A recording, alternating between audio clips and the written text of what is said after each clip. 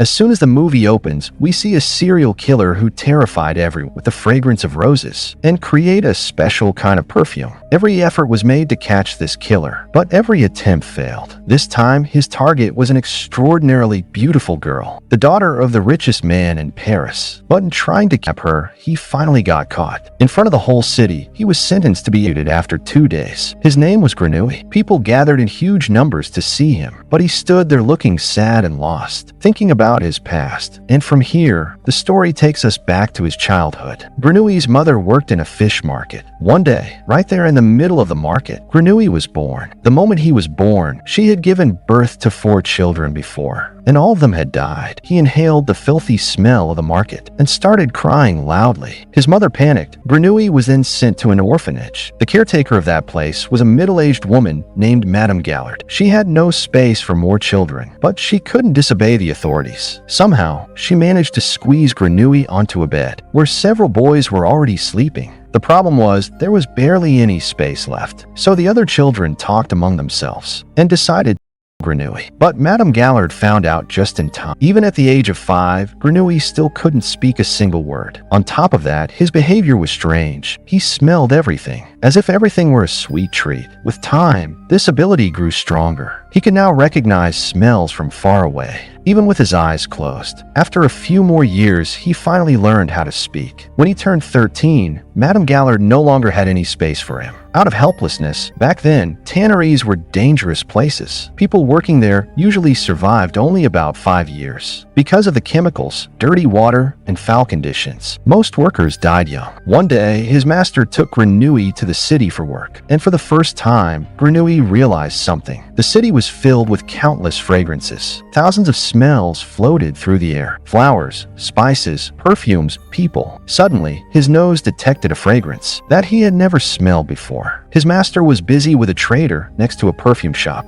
While the master was working, Grenouille followed the scent and reached the perfume shop. There, he saw people buying all kinds of perfumes. At that moment, the shopkeeper offered a lady a new perfume to smell. She was mesmerized by its fragrance. Grenouille stood there watching, when suddenly, he sensed an even more enchanting scent. It was the fragrance of a young girl. He went very close to her. Startled, the girl asked, "Would you like to buy some fruit?" But Grenouille stayed silent and simply stared at her. She extended her hand to give him some fruit, but instead of taking it, Grenouille grabbed her hand and began smelling it. Terrified, the girl pulled her hand away and ran off. Grenouille followed her scent all the way to her house. He slipped inside quietly. She was alone. She turned around, saw him, and screamed loudly. When Grenouille returned home, sleep at all. The girl's fragrance had driven him insane. He desperately wanted to capture that scent. In that moment, Grenouille realized that he was born to smell and to preserve fragrances. Meanwhile, in the markets of Paris, a new perfume had taken the city by storm. The same perfume we saw earlier. Everyone was obsessed with it. Among those noticing this was an Italian perfumer named Giuseppe Baldini. 3 years earlier, he had been the king of the perfume world. But with new perfumers entering the market, Baldini's shop had grown completely silent. Baldini tried to recreate that famous new perfume by mixing lemon oil, clove essence, and several other ingredients. But he failed again and again. Exhausted, he finally fell asleep at his desk. A little while later, there was a knock at the door. It was Grenouille, bringing a goat hide from his master. Baldini opened the door and let him inside. Grenouille entered quietly, but his eyes scanned the entire room. Instead of focusing on business, he began smelling every bottle, every vial, every drop of oil. Baldini examined the hide, nodded in approval, and said, "All right, but I won't pay you now. Come back after a few days." But Grenouille wasn't listening. He was completely absorbed in the scents around him. He moved from one vial to another, capturing each fragrance with a single sniff. Without using any formula or written recipe, he began mixing ingredients, relying only on his extraordinary sense of smell. Baldini remained silent, curious to see what this strange boy was doing. When the perfume was finally finished, Grenouille handed it to Baldini. The moment Baldini inhaled it, he froze in disbelief. The fragrance was astonishing, even better than the finest creation of his entire career. Right then and there, Baldini decided he could not let this boy go. Together, they began making perfumes of all kinds, and soon those perfumes became famous in Paris. Slowly, Baldini regained the glory he had lost. One day, in a moment of celebration, Baldini explained to Grenouille, a perfect perfume is made of 12 notes, divided into 3 parts. The head note, the first impression that lasts a few minutes. The heart note, the theme of the perfume. And the base note, the soul of the fragrance that lasts for days. He continued, the ancient Egyptians believed that if someone could create 13th note, a secret note beyond the known 12, then the mixture would form a perfume so powerful that anyone who smelled it would lose themselves instantly. But sadly, Baldini added, no one in history has ever created the 13th note. Grenouille quietly replied, Master, I will create the 13th note. Just teach me how to preserve a scent.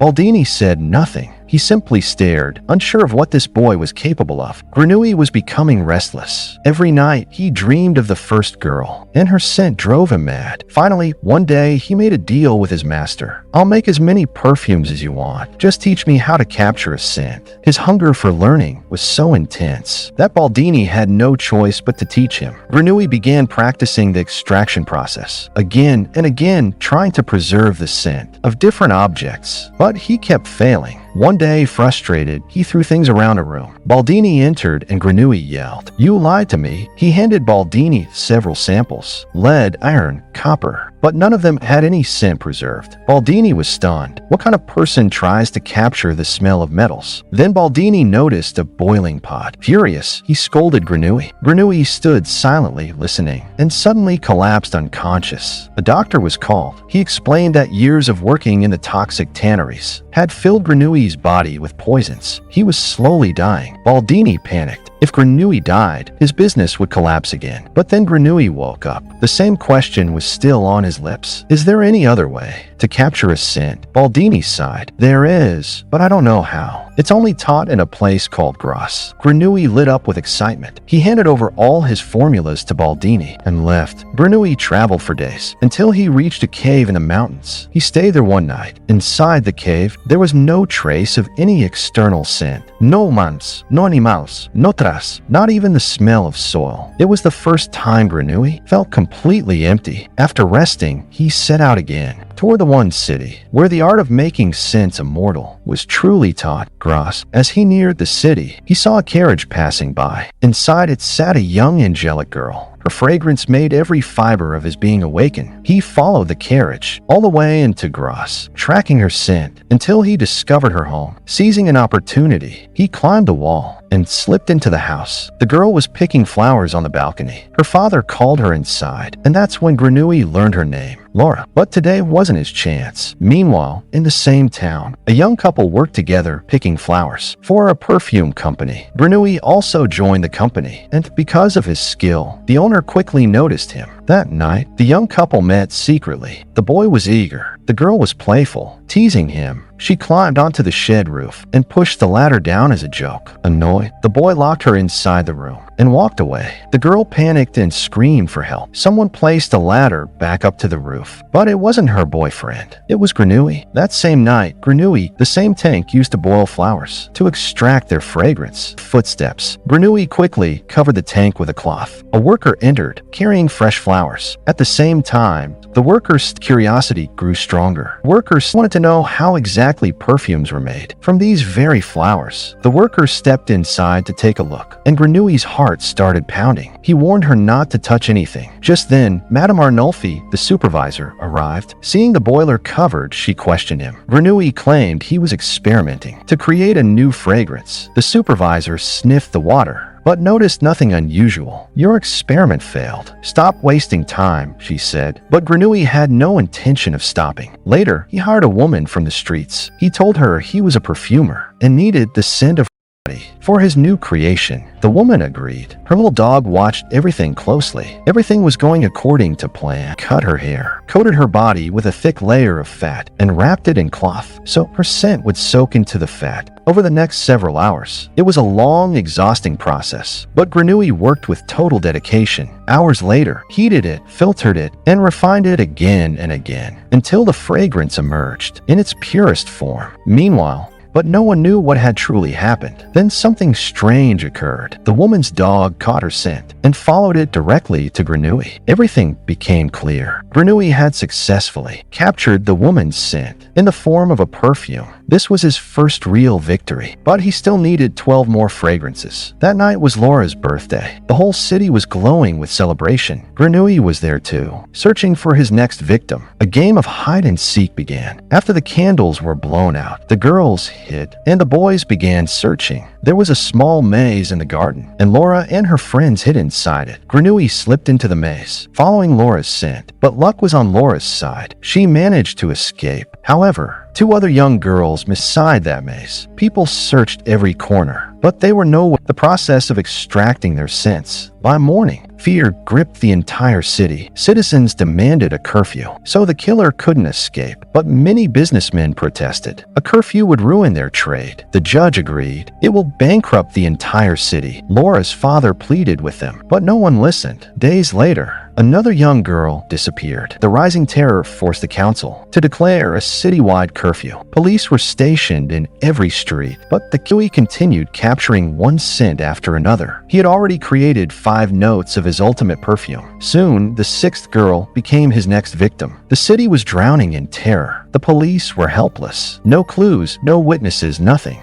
Then the 7th girl disappeared. By this point, Laura's father realized that this killer was no ordinary man. He noticed something chilling. Every victim was a young, beautiful girl. This meant the killer was taking something from their beauty, their hair, their skin, or perhaps something even more mysterious. As the city leaders discussed this horrifying pattern, another announcement gone missing. Panic took over. Silence spread everywhere. If a young man so much as walked near a girl, the girls panicked and attacked out of fear. But the killings did not stop. The next day, the 10th girl disappeared. Families locked their windows, their doors. Even the tiniest openings where light entered. Soon after, the 11th girl vanished. Grasse now had 11 completed notes. He needed just 2 more to perfect his 13-note masterpiece. But by now, the fear was so intense that citizens were shooting at anyone they suspected. The city had turned into a prison. No trust, no safety, no hope. Everything escalated when everyone understood no one was safe. Grasse now needed just one final victim to complete his ultimate fragrance. Meanwhile, the entire town erupted in celebration. News spread that the killer had been caught. A man had confessed to all the murders. People danced in the streets, sang through the night, and celebrated as if a dark cloud had lifted. But Laura's father didn't believe it. Something felt wrong. He sensed the real killer was still free. That night, he forced himself to sleep, only to wake up from a terrifying dream. Panicked, he ran to Laura's room. She was alive, but the window was open. Laura insisted she never opened it. His blood ran cold. He made a decision instantly. They would leave the city at dawn. The next morning, he took Laura and headed toward a secret safe house. But Grasse's superhuman sense of smell caught her scent in the air. He followed it with deadly precision. Back in the city, police discovered a hidden underground area filled with girls' clothing and hair. The truth was undeniable. Grasse was the real killer. While investigators scrambled, Grasse was already closing in on his final target, Laura. Her father placed her inside a fortified, locked room, confident she was finally safe. But he made one fatal mistake. He left the key on the table. At midnight, while everyone slept, Grasse slipped inside the house. He took the key, opened the door, and did what he came to do.